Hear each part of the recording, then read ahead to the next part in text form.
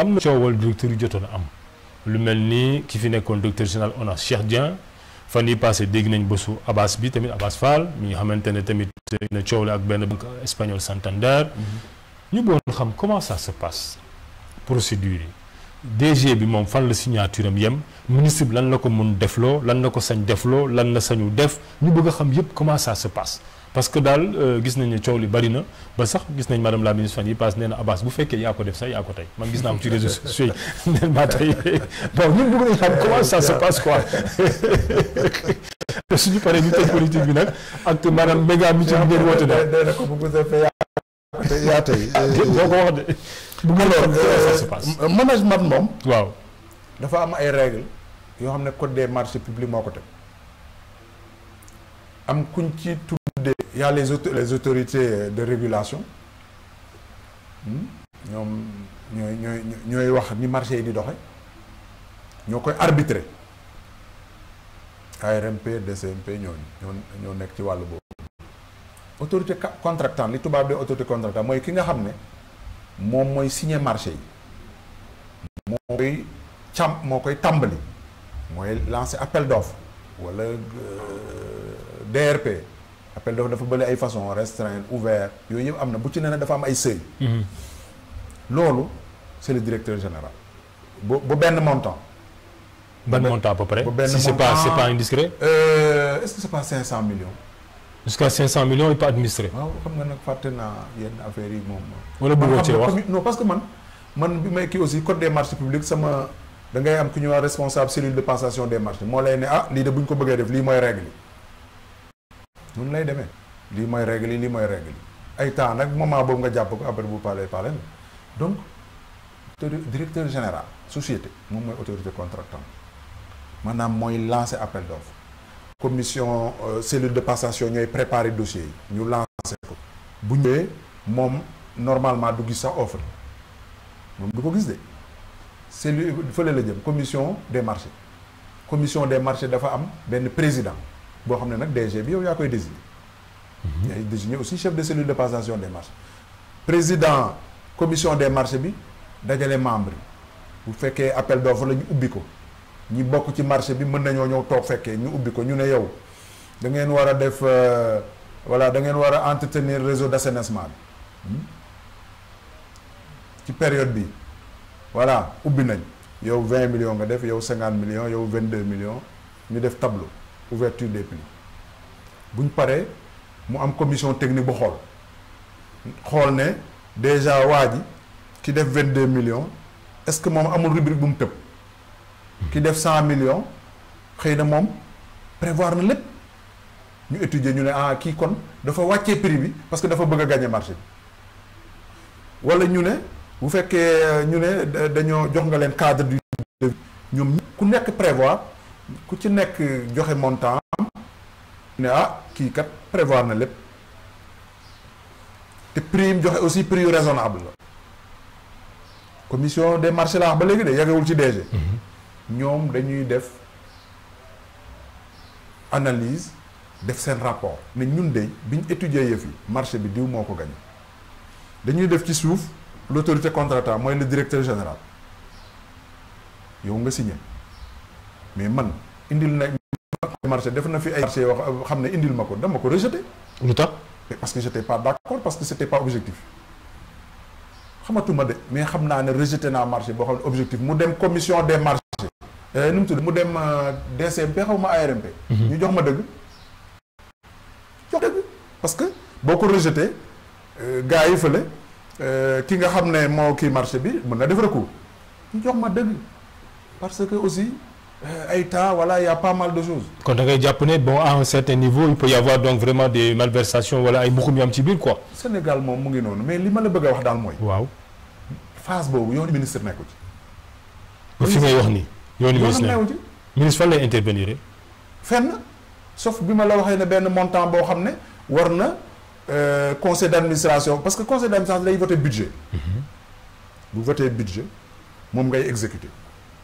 waroo dépasser budget bi foofu nga war a yem loolu ay acte de gestion la conseil d'administration sax yoonam nekkatu ci donc marché yi yow DG bi yow yaa koy def am na montant boo xam ne nag bu fa yeggee il faut l'accord du ministre forcément mais tant que yeggul foofu alors maintenant nag xam nga affaire bi aussi directeur général moo sa bopp. déedéet moo sa bopp non c'est-à-dire en principe ministre moo la fa teg.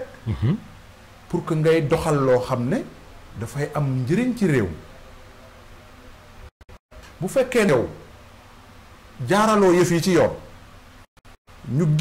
benn prestataire par exemple ñëw def bind lettre fenn wala bind lettre ministre bi wan ko ne man de lii laa def waaye nii mais ministre bi war na laa mën a woo wala ngeen di bindante ay lettre nag war na laa mën a woo ne la yow lii naka la demee pourquoi nii ak nii ak nii. parce que kaw Cheikh Dieng pour ne pas le nommer gis nañ éventuellement moom ci moom dem na ba avancé nee na ministre bi na toog mu wax parce que moom il a donné sa version des faits dégg nga Cheikh Dieng version des faits. waaw man principe bi rek lay wax parce que ñoom xaw ma lu xew ci diggante bi mais principe bi daal noonu lay doxee mooy ministre bi aussi daf lay jox ay orientation tax na mooy ministre bi mooy kilifa gi maanaam tey mën nga ñëw sax sa budget lii nekk ci ne lii la ñu war a def mu woo président conseil d'administration ne ko la nouvelle orientation ce n'est plus ça donc dama bëgg nga convoquer conseil d'administration ñu def réaménagement budgétaire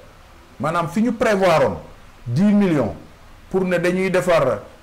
entretien kii bi non boobu dañ koy suspendre damaa bëgg ñu jël montant boobu transférer ko ci travaux d'extension boo xam ne bon maintenant entre investissement fonctionnement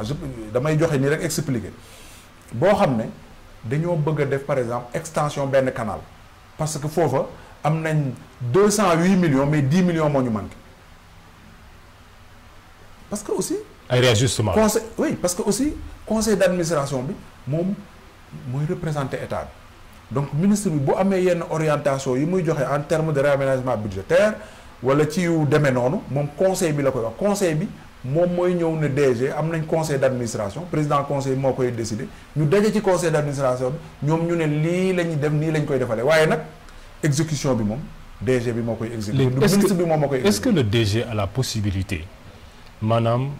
d'équiter un marché sans même pour autant s'en référer à sa tutelle à savoir le ministre. non moom laa la expliquer dama ne. même su fekkee ak bu dépassé la barre wala le montant des 500 millions. non mais bien sûr mooy li ma la dama ne la budget bi bu ñu ko voté c'est le DG qui exécute. sans même pour nga informer ce ministre de tutelle. da ngay dérouler rek. waaw da ngay dérouler rek mais ça dépend xam nga bu dee nag marché yoo xam ne à impact national à impact de xaw ma bu dee da ngay jënd par exemple fourniture de bureau lu ci yoonu ministre bi bu dee da ngay équiper say collaborateurs d'ordinateur ministre bi yoonam ne ci moom du la sapp du ko sax laaj. bu dee da ngay jënd carburant pour seen fonctionnement ministre bi du la laaj mais bu dee nag ne man tey wàllu train yi dañ ko defoon couleur nationale man ma jël option ne dama koy def couleur yi GTS ba à l'époque gis naa ñuy sànni ci kii bi ci xeet ci kii bi naan woy vert blanc la waaj yi day politique daf ko def ci couleur yi Pastef ma ne leen xanaa UCG aussi xanaa couleur yi Pastef la donc maanaam loolu décision yooyu boo koy jël tu informes ministre n'est-ce pas